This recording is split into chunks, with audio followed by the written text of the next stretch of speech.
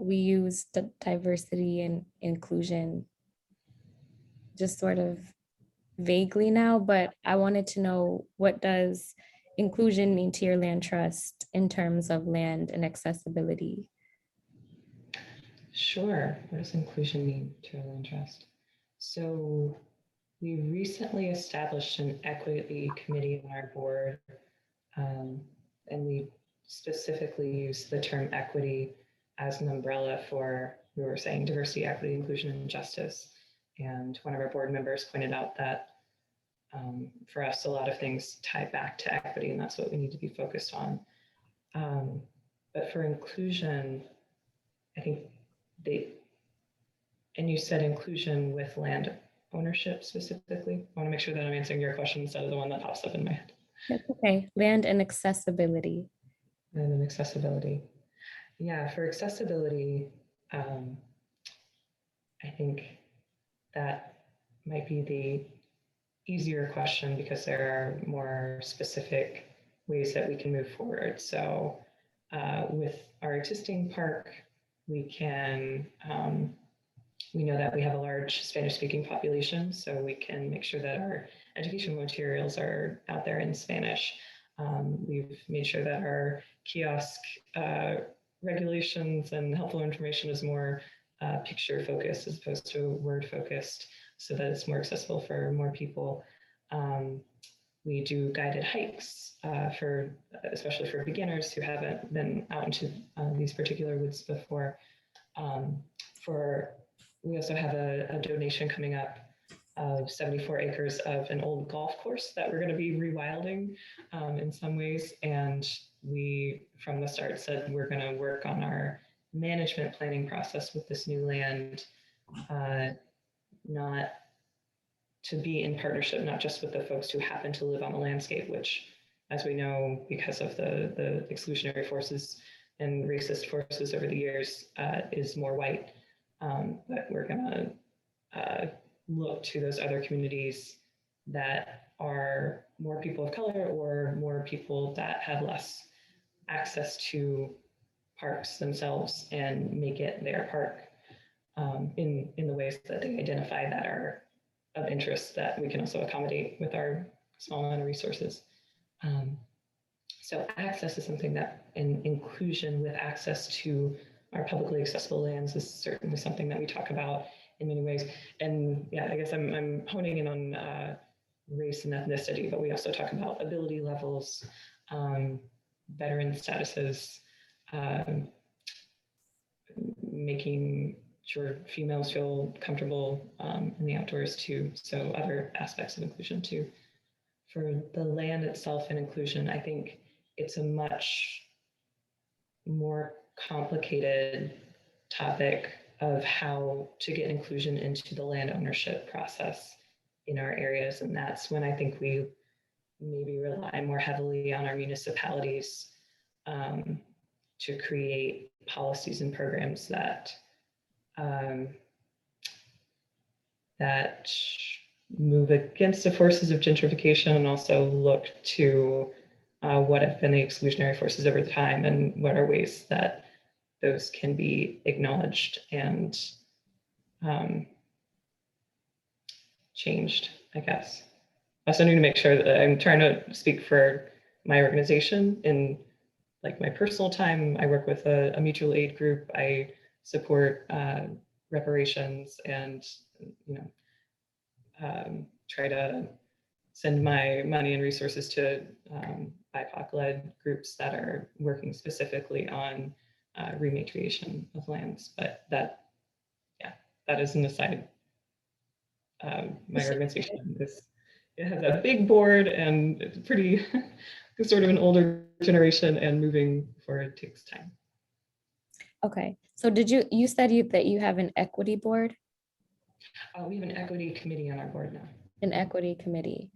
So do you have a specific policy addressing inclusivity, or is it more of an ongoing conversation at the moment? It is an ongoing conversation. We just established the equity committee. It was like 2 or 3 months ago, though they've been in conversations for a while. And we now have a mission statement, which will be voted on has been introduced to our board, and it was introduced and was voted on in the last board meeting. And then we have a charter that addresses or includes inclusivity. That'll be voted on in our September board meeting. So we're still getting comments and feedback back on that. Thank you. Sure.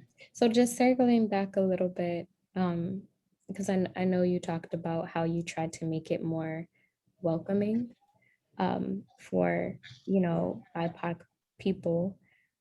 Do you feel that Black, Indigenous, and other people of color feel welcome when they visit, like your parks, your lands in general? I'd say depends on the person, their experiences, and their background. So, for instance, Hudson Highlands Land Trust partners with the Fresh Air Fund, and we have an internship program with the Shark Reservation, which was founded in, I think like 100 years ago or more, and provides summer camp opportunities to kids from the city, specifically from lower income and Black or people of color, generally areas with higher amount of lower income people of color, provides summer experiences for them.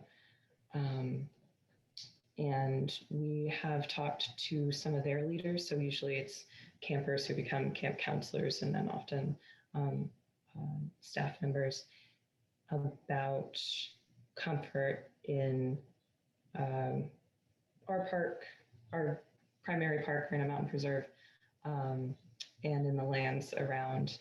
And we actually did an interview with our Relearning Highlands History about access for people of color in the lands around here. And what they emphasized was that everyone's experience is different. That said, it's present on my mind, especially with Stop AAPI Hate. That I think it's 9% of racist incidents against Asian Americans and Pacific Islanders in the state of New York occurs on public lands.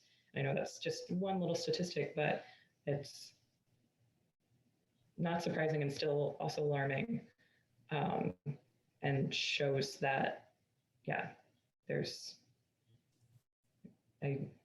from what I've read and heard, there's a level of unsafety for people of color moving through the world, no matter what, and including in public parks. So anything that we can do to make everybody feel safe, especially people of color who, and other groups, again, like women in nature and the intersection, women of color in nature, anything that we can do to make them feel more safe in our parks, we need to be doing. It's our responsibility if we're going to run a park. Definitely. Definitely. My follow-up questions were, do they feel safe? Do they feel included? And then what steps could be made to improve your approach to inclusiveness? I think continuing to forge partnerships with groups that are recreation focused and inclusivity in the outdoors focused, that are led by people of color. They are the ones that we could be taking the best marching orders from, and also, forming those areas of mutual benefit. So, I think acknowledging that we, as the Hudson Highlands Land Trust, don't have the answers, and that many people have already been working on this for a long period of time, and we can do better by having stronger partnerships with other groups. Thank you. Sure. I feel like you've answered this question. So I'm going to move on. Okay.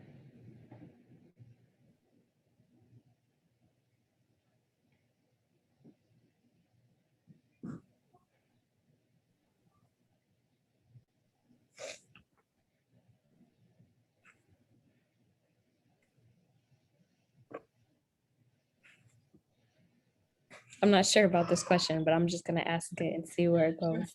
So it seems like there's an ongoing public debate about whether marginalized people, um,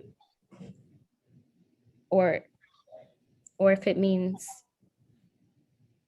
obstacle, wait, whether equity means removing obstacles that challenge historically marginalized people, like redlining, for example, or if it means taking affirmative steps to make sure that people of color enjoy the same advantages that privileged people do.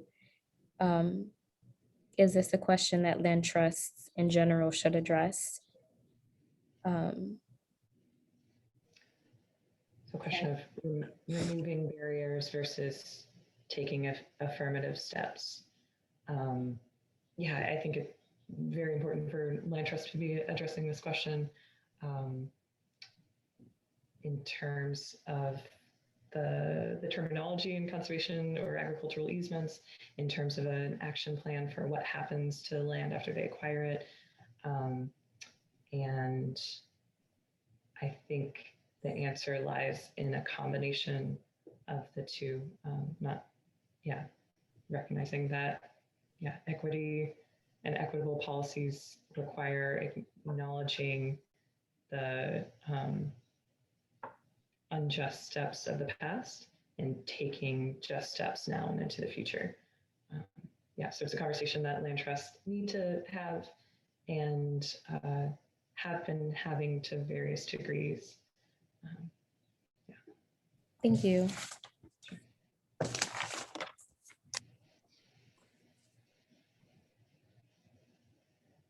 I think you've answered all of my questions. Oh, great. We come full circle. Wonderful. Thank you. Yeah, thank you so much for asking all these really good questions. I want to like go back and have this conversation over again with all the other land trusts in our partnership. May I ask, with your project, is this culminating to a paper or a study that you might be able to share in the future? Definitely. I will definitely share it.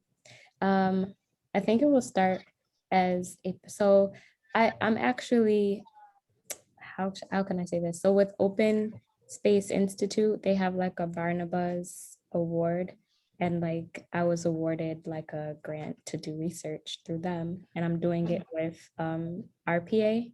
Do you know Rensselaer Plateau Alliance? Mm-hmm. Yeah, so I'm working with Dan from RPA Okay. to do the project with open space. And so I envision it as a paper at first, but also with the interviews, that's part of my research. And I would just like to continue, maybe just to expand on the idea and expand on the conversation. I definitely want to share it with land conservations that like I'm building relationships with. So I feel like these conversations are really important, and I would just like to expand it in other areas of New York too. But my home is in Hudson Valley, so I started here. Okay. Even though I'm really from Buffalo, but I've lived here for the past 5 years. Yeah. Oh, gotcha. Wonderful. Oh, I've been here for 5 years. 5 years too. Yeah, because the questions you're asking and probably the information you're getting back are like really relevant and important to conversations that are happening at the state and the national level. So yeah, I would love to read your results and share that to spark more conversation amongst our partner land trusts, but it would also be probably pretty fantastic to present